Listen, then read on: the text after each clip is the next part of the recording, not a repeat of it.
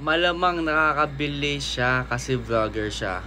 Eto guys, ang biggest misconception about these things is that hindi porket vlogger or hindi porket sikat is hindi na pwede makaka-income na agad ng malaki. Eto guys, depende to sa sipag at syaga mo, saka sa patience mo.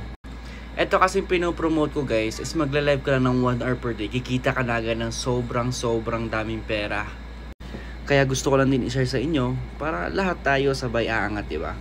So ayun, gusto mo matuto pa, no? Eto, ituturo ko sa'yo ha. So first of all, pumunta ka sa aking bio. Yan, pinutin mo yung link na yan. Tapos after niya madediretso kayo dito, click yung 3 dots sa pinakataas. Dito yung banda guys.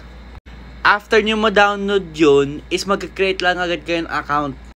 Tapos after mo mag-create ng account guys, 1 hour per day lang kailangan mo mag-live. Live ka lang araw-araw guys.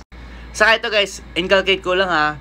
Sipag, tiyaga at patience so kailangan mo dito. Kaya good luck.